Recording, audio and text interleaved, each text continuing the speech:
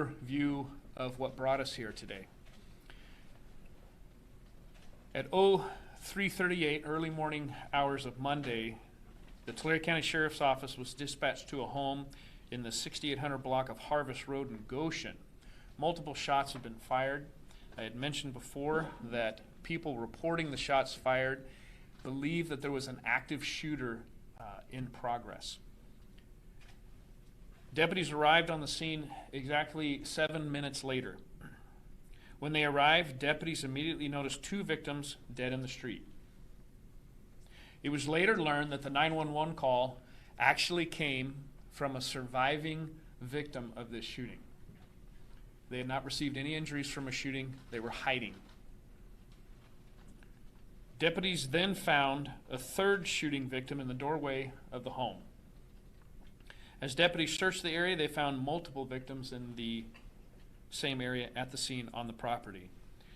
There were victims both inside the home and outside of the home.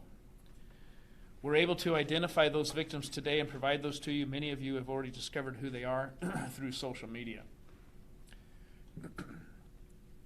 I would caution you, please don't be listening to factual information from social media. That is not where you will find your facts. I will keep you informed. I will make sure that you have what we have as we are able to release it to you for the integrity of the case. If you have questions, please reach out to our media services here at the Sheriff's Office. What we're able to give you, we will. One of the victims, when deputies arrived, was still alive. He immediately began CPR. Unfortunately, he died at the hospital. The victims are here: Eladio Perez, 52 years of age; Marcos Perez, 19 years of age; Jennifer Anaya, 49 years of age; Rosa Perez, 72 years of age; Alyssa Perez, 16 years of age; and Nicholas Perez, 10 months of age. I'd like to make a correction. On scene that night, we believe that the young teenage female was 17 years old. In fact, we later learned that she was 16 years old, and I believe I put out that she was 17. We also believed at the time that the infant was 6 months old. We later learned that it was 10 months old. So I want to make that correction for all of you today. She was 16, and the small infant was 10 months old. She was found, along with the infant, laying next to her mother, his mother, down the street. We believe that the 16-year-old teenage mother and her small infant actually was fleeing and running from the scene. What we have since learned through forensics, that it was clear that the shooters stood over the top of the 16-year-old mother and fired rounds into her head. The 10-month-old infant also suffered from the same attack. None of this was by accident. It was deliberate, intentional, and horrific. I will tell you this. We do know of 3 surviving victims from this, what we're describing as a massacre. 3. We will be interviewing them and collecting as much information as we can. There was one person inside the home hiding as they could hear the gunfire erupting inside the home. The description from him is that he was in such a state of fear that all he could do was hold the door, hoping that he was not the next victim. Detectives, at this point, we do believe that we are in the search for 2 known suspects. Potentially a 3rd in an escape vehicle, but we don't know that to be true. This is going off a hypothesis from law enforcement. But we do know that, in fact, we have 2 suspects. It is very clear that this family was a target, and that there are gang associations involved, as well as drug investigations with this in this home. But let me make this very clear. Not all these people in this home were gang members, and not all of these people in this home were drug dealers. The 16-year-old female is an innocent victim. The grandmother inside appears to be an innocent victim, and definitely this 10-month-old child is an innocent victim. I'll tell you a little bit of the history of the home. On January 3rd of this year, Tulare County Sheriff's Office patrol officers conducted what we call a parole compliance check. Basically what that is when we know people who are on felony parole and are in the community, we will stop and make sure that they're abiding by the law. This compliance check done on January 3rd is the same home where the massacre occurred on Monday. This is a known home to our department. This is where gang activity has routinely occurred in the past. During that compliance check, deputies saw shell casings laying on the ground outside the home. When asked if we could go inside and search, they refused, and that's where the search warrant was written. We obtained a legal search warrant from a judge, and we were able to do a search warrant of the home. And we found Eladio Perez, who was already on felony convictions, was in possession of ammunition, felon in possession of a firearm, felon in possession of a short-barreled rifle, felon in possession of an assault weapon, a loaded weapon in possession of a firearm, and possessions of a controlled substance. He unfortunately was able to bail out 4 days later. So law enforcement, doing their due diligence in community service and protection, part of our duties is to go into these homes and try to remove guns, drugs, and that type of activity. And this home was known to us. That's how I'm able to say that this is a gang-related activity. I have also been quoted as saying this was a cartel-like execution. Make no mistake, I'm not saying that this is a cartel, but also be clear that I am not eliminating that possibility. These people were clearly shot in the head, and they were also shot in places that the shooter would know that quick death would occur. This is also similar to high-ranking gang affiliations in the style of execution that they commit. So we don't know if it is a gang-affiliated shooting, a cartel affiliation, or if the two are combined. But what we can tell you is the manner in which this has occurred is definitely one of the two, if not combined. As the investigation unravels and we're able to confirm one or the other, you will be the first to know. Detectives, as far as man hours, detectives have been working 24 hours a day. And when I say that, I don't mean they go home at midnight and get back up again at 7 in the morning. We have investigators working literally 24 hours a day. With forensic analysis and the collection of forensics, we have our crime lab, digital forensics, our coroner's office, and property and evidence. There has literally at this point been hundreds of items of evidence collected. And we expect more items of evidence to be collected. As of this press conference, detectives are still canvassing the area, looking for surveillance videos, asking for the public's help. And so here today, within this conference, I'm also asking for the public's help. Anyone in that area, if you have a business, it is an industrial area very nearby in the Goshen area, there are residences with ring cameras, there are video all over. Between the hours of 3 a.m. and 5 a.m., we're asking you to go back, take a look at your business videos. Go back and look at your home videos. Doesn't matter how far away you were from the scene. Any video evidence that you find suspicious, please contact the Tulare County Sheriff's Office. We want to look at it. Take the time to go look at your business video and your ring camera videos and report what you have and save what you have. I would also like to commend and thank the law enforcement community that has come out in support and offering assistance in this investigation. Behind me today, of which I received phone calls within hours, from the ATF, FBI, Homeland Security, DEA, Department of Justice, and the California Department of Corrections.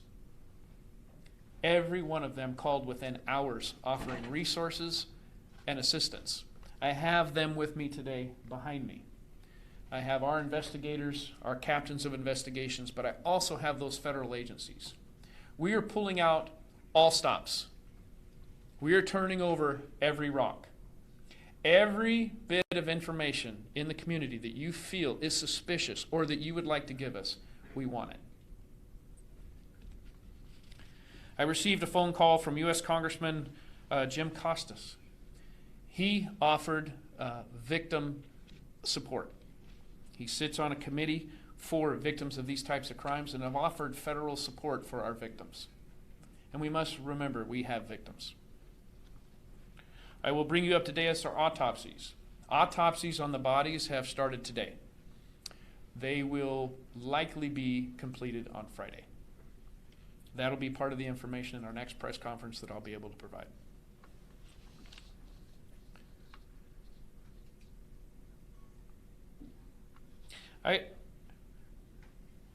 I want to introduce Joshua Jackson, Special Agent in charge with the ATF, and he will speak about our $10,000 reward that we are now offering.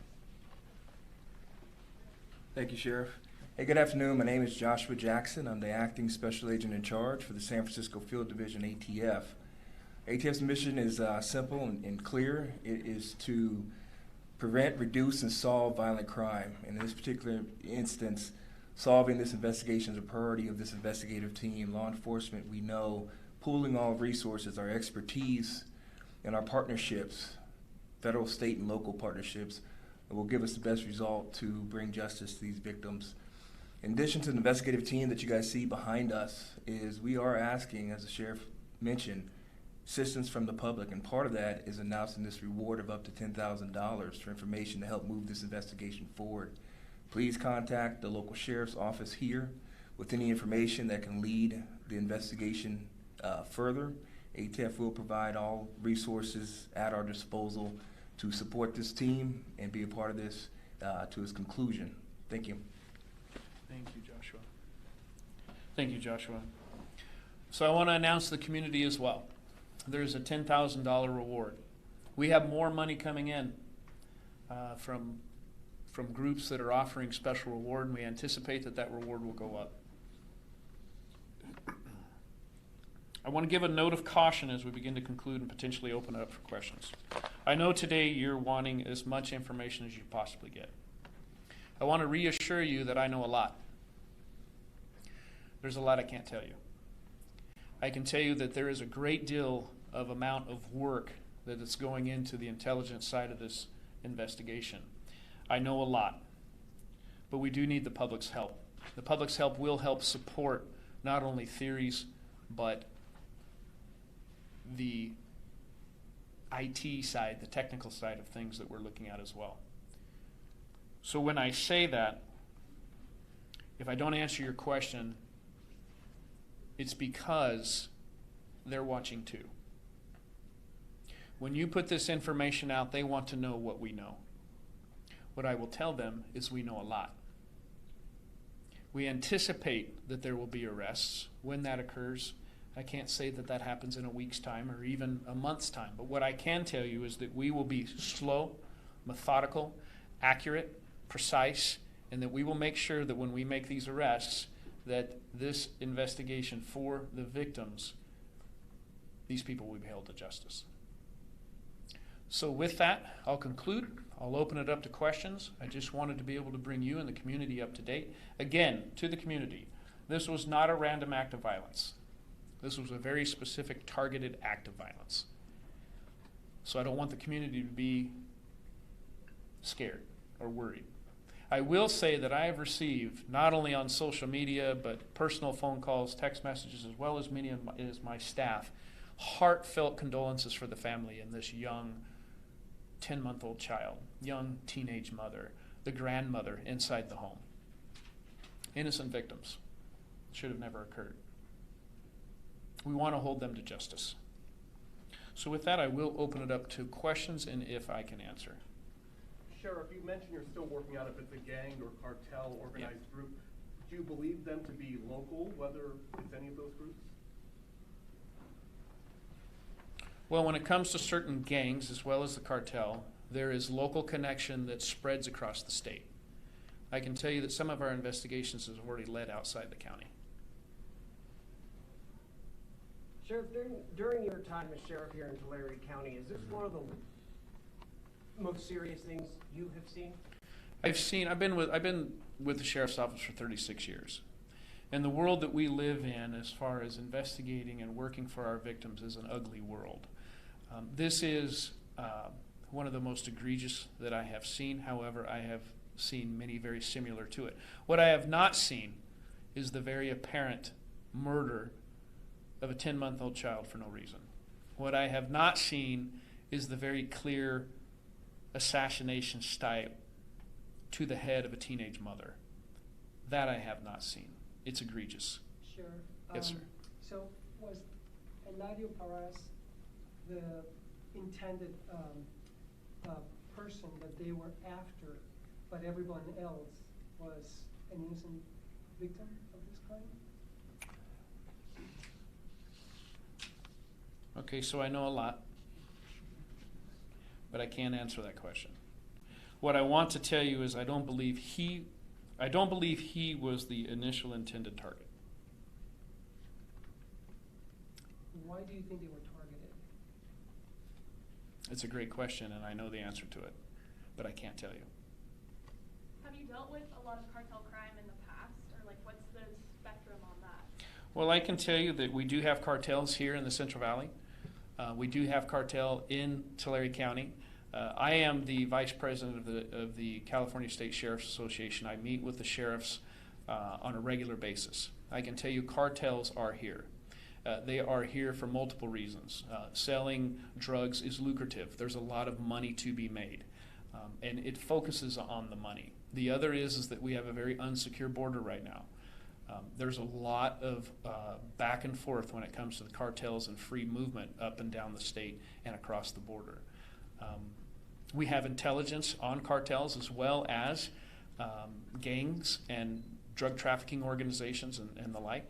Most of those crisscross each other many times. But be very clear, I'm not identifying or pointing a finger at any one cartel. I'm not. I'm saying that what took place is very much like what we've seen in the past when it comes to an execution by cartel. Are you able to tell us the relationship between everybody on the board here, all the victims? We can. I just received a briefing, but I think it might be better served. Lieutenant, are you able to give the relation of all those on the board? Or- Yeah, I can, yeah. I'm comfortable, we are comfortable telling you that the victims on this board are immediate family to each other. That's what I'm comfortable releasing now. Okay. So I think what they're referring to, grandmother. Yes. Rosa is the grandmother. Elisa is the grandchild to someone who survived at the scene. This is another grandchild, I believe, of someone at the scene. This is a girlfriend very close to one of the survivors. Nicholas is Alyssa's young son. So I hope that helps. What about the survivors? Sheriff, what can you share with us about them? What can you tell us about what their experience was? How are they going to be able to help you in your investigation? Yeah, that's a great question. One of them, as I indicated, he could hear the shots being fired up and down the hallway. He put his feet up against the door and laid flat as he could, hoping no one would come in. He actually describes them rattling the doorknob to see if they could get in, and then they moved on, leaving him inside. The two others were hiding in a nearby trailer, where one of the victims was shot in the threshold of the trailer door. Fortunately, the two suspects in this case never entered that trailer, and they remain hidden inside the trailer. So we have 3 surviving victims who are providing a great deal of information. So last time that you were at this residence, you say some drugs or weapons, or is that something that you found in this house in the past? We have. In the past, we have found methamphetamine, marijuana, and automatic weapons.